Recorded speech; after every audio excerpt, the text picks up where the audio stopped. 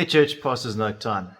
So this coming Sunday, Grant and I are going to be preaching a slightly different sermon. We're going to be engaging a couple of questions people have sent in, just trying to engage at a bit more dialogue level, do something a little different. And then from the following Sunday, we're going to be preaching a sermon series through the book of Acts. And so Acts is really the early history of the church. It starts with Jesus' ascension into heaven and then has the disciples taking the gospel to the ends of the earth. And it was a very difficult time for the church in that season. They were persecuted for their faith, ostracized by their own people. And it was at that time that Jerusalem was taken over by the Romans. And so there were all sort of complexities of living in an occupied territory.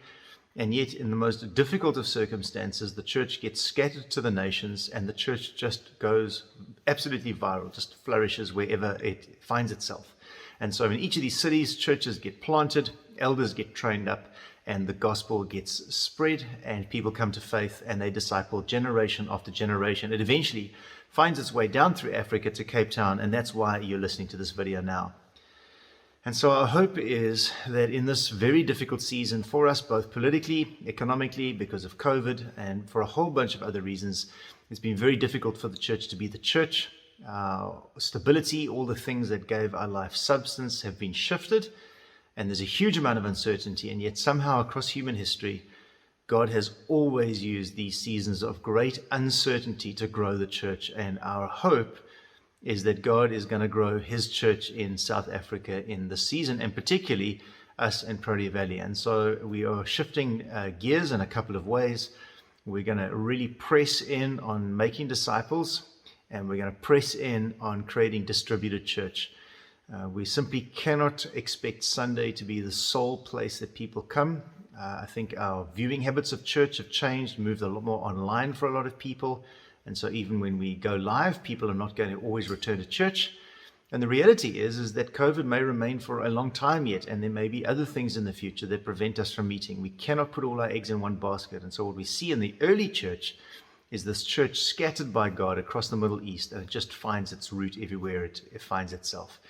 And our hope is that somehow God would take us, his people, his church, you, me, and he would plant us in our streets, in our neighborhoods, that we would be his presence, and that people would ultimately somehow, because of the way we live, because of the way we speak, because of the way we serve, that people would ultimately come to faith. And so in the season, whilst many are being hopeless, frustrated, anxious, my prayer is that we would live in the season with a great expectancy that God is going to do something.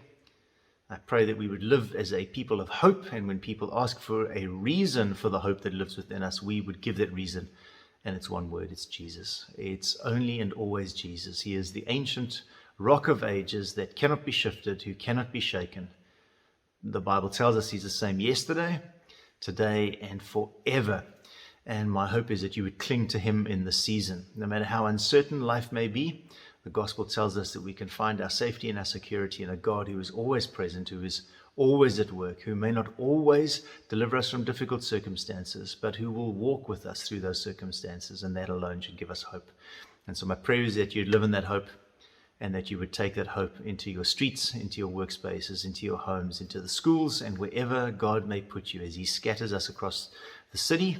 As we do distributed church, as we learn that we are the church, I pray that people would come to faith.